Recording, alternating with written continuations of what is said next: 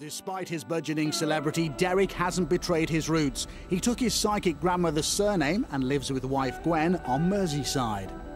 This, at this moment in time, is very, if that's the right word, nostalgic in the sense of heart-rendering, because we're going to lead to a point very shortly where my lovely dad, Fred, with his special request before he passed over, with him being a seafarer all his waking life, his last request to Mum and the family was to scatter his ashes. He said, Elizabeth, on the Mersey for me. He said, I don't want to be in any grave. He said, my grave should be the fitting place on the Mersey, where I used to sail out of all my life.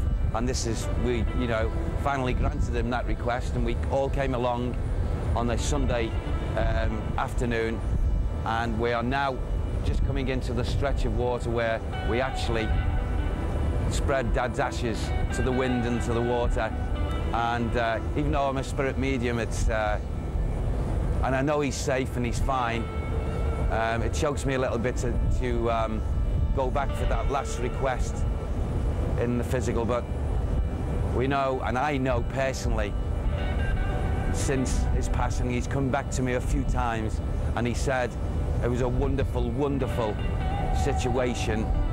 In watching himself, his remains, the ashes being thrown over, I'm picking up more so the feelings from every family member, what we were thinking and what we were feeling. He thanked us from the bottom of his heart. So, as he was a good dad when he was here in the physical, he's still a good dad over on the higher side of life. And I just say, well, Dad, if you're watching and you're listening, how's this for a finale?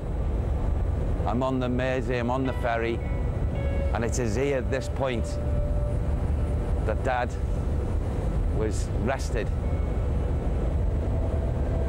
I'm sure he'd be very proud of the idea that I'm on the ferry and talking about him now. Wow.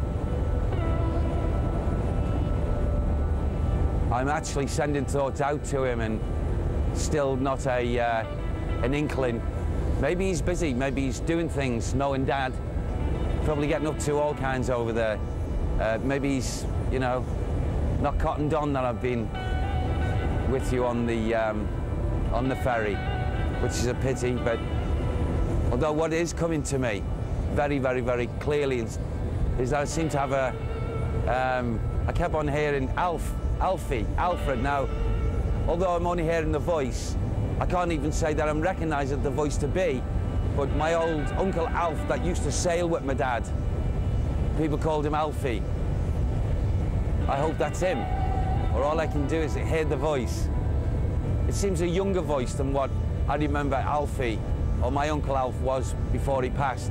Maybe it's him gone back to the prime of his life, and it's that younger voice that I can't really remember when I was like a very small child. I'll just take it. Is it him, Sam? It is, okay. Well, I trust Sam radically, and he does confirm to me that Uncle Alf has been about. Maybe he'll get a message to Fred, my dad. Maybe he's still sailing on these ferries. Bless him.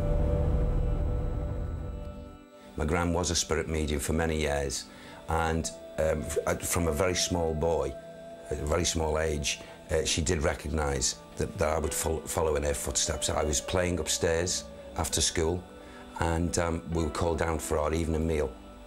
And my elder brother Colin and Barbara, older sister, ran down the stairs before me. I followed, got to the last landing in her old Victorian house. And walking through the aperture of the doorwell, or the doorway, came a man. My first impression is there's a stranger in my gran's house. He walked over towards me, scuffed my hair, and talked to me. And he told me to go down and tell Gran that Richard was upstairs. I raced down, still thinking, as a 6-year-old kid, there's a stranger in my Gran's house. Ran down to Gran and told her. And almost immediately, she virtually grabbed hold of me, brought me through into the front room where everyone was sitting waiting to eat, and then went to the drawer and pulled out a load of pictures and put them down and said, can you see the man anywhere in these photographs? and there was two of him, and I pointed. She looked at me, looked at my mum and dad, Colin and Barbara, and said, he's the one after me. He's just seen a man that had passed over my first husband 3.5, nearly 4 years before he was actually born.